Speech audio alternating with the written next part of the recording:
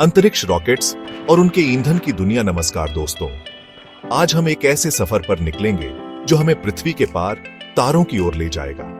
जी हां, आज हम जानेंगे अंतरिक्ष रॉकेट्स और उनके ईंधन के प्रकारों के बारे में।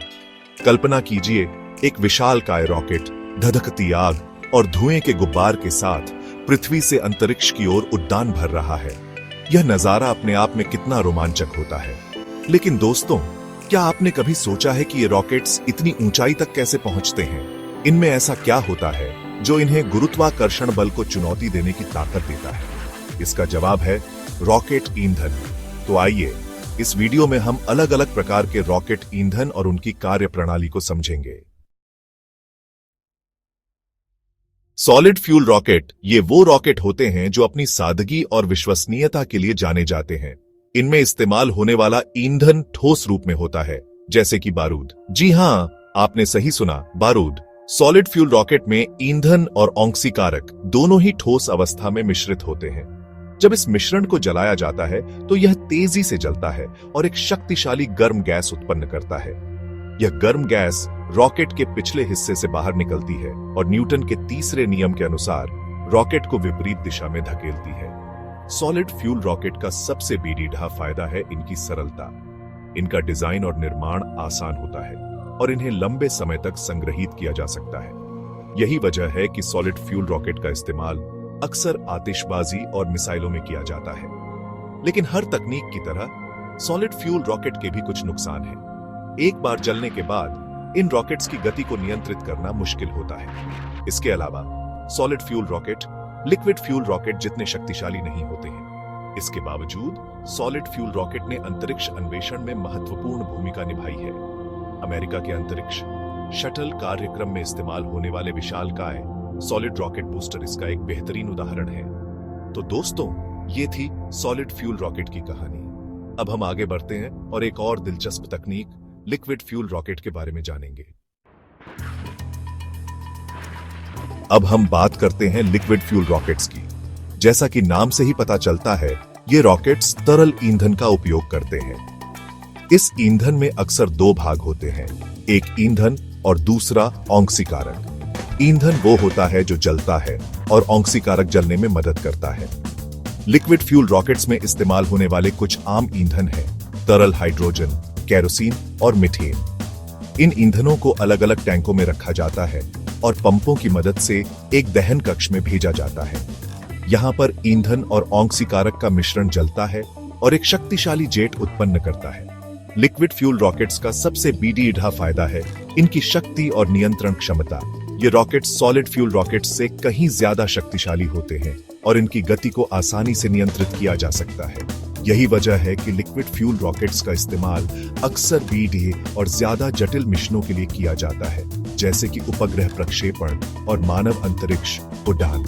अपोलो मिशन, जिसने इंसान को चांद पर पहुंचाया था, उसमें भी विशालकाय सैटर्न वी रॉकेट का इस्तेमाल किया गया था, जो लिक्विड फ्यूल रॉकेट तकनीक पर आधारित था। हालांकि लिक्विड फ्यूल रॉकेट्स के भी कुछ नुकसान हैं।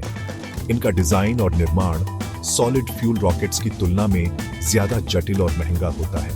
इसके बावजूद लिक्विड फ्यूल रॉकेट्स अंतरिक्ष अन्वेषण में एक महत्वपूर्ण भूमिका निभाते हैं और आने वाले समय में भी ये प्रमुखता बनाए रखेंगे। चैप्टर 3। दोस्तों, अब हम बात करते हैं रॉकेट ईंधन के एक और दिलचस्प प्रकार की, हाइब्रिड फ्यूल रॉकेट। जैसा कि नाम से ही पता चलता है, ये रॉकेट सॉलिड और लिक्विड दोनों प्रकार के फ्यूल का इस्तेमाल करते हैं। आमतौर पर इनमें ईंधन ठोस अवस्था में होता है, जबकि ऑक्सीकारक तरल अवस्था में। इस अनोखे मेल से हाइब्रिड रॉकेट्स को सॉलिड और लिक्विड दोनों प्रकार के रॉकेट्स के फायदे मिलते हैं। हाइब्रिड रॉकेट्स सॉलिड रॉकेट्स से ज्यादा शक्तिशाली होते हैं और इन्हें नियंत्रित करना भी आसान होता है। साथ ही लिक्विड रॉकेट्स की तुलना में ये ज्यादा सुरक्षित और किफायती होते हैं। हाइब्रिड रॉकेट टेक्नोलॉजी में लगातार सुधार हो रहा है और भविष्य में इसे अंतरिक्ष पर्यटन और छोटे उपग्रह प्रक्षेपण जैसे क्षेत्रों में इस्तेमाल किए जाने की काफी संभावनाएं हैं। एक मिसाल के तौर पर वर्जिन गैलेक्टिक द्वारा विकसित किए जा रहे स्पेसशिप 2 में हाइब्रिड रॉकेट मोटर का ही इस्तेमाल किया जाता है। तो दोस्तों, हाइब्रिड रॉकेट्स रॉकेट विज्ञान की दुनिया में एक नया मोर्चा खोल रहे हैं।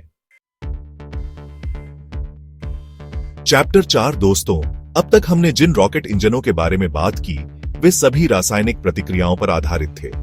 लेकिन अब हम एक ऐसी तकनीक के बारे में जानेंगे जो बिजली की ताकत का इस्तेमाल करती है, आयन थ्रस्टर। आयन थ्रस्टर में ईंधन को जलाने की बजाय उसे आयनित किया जाता है, यानी उसमें से इलेक्ट्रॉन्स निकाले जाते हैं। इससे ईंधन प्लाज्मा में बदल जाता है।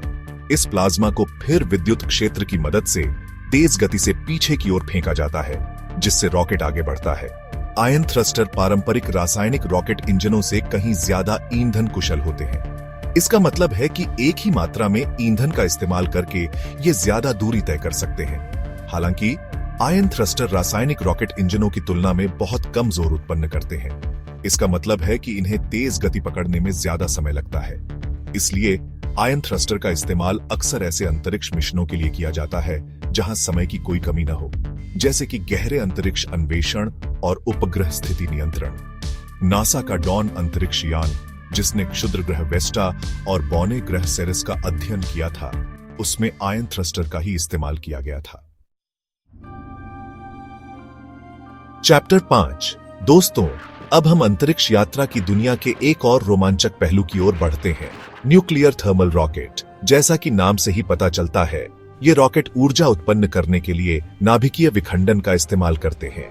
इन रॉकेट्स में एक न्यूक्लियर रिएक्टर होता है जो यूरेनियम या प्लूटोनियम जैसे भारी तत्वों के परमाणुओं को विभाजित करके विशाल मात्रा में ऊष्मा उत्पन्न करता है।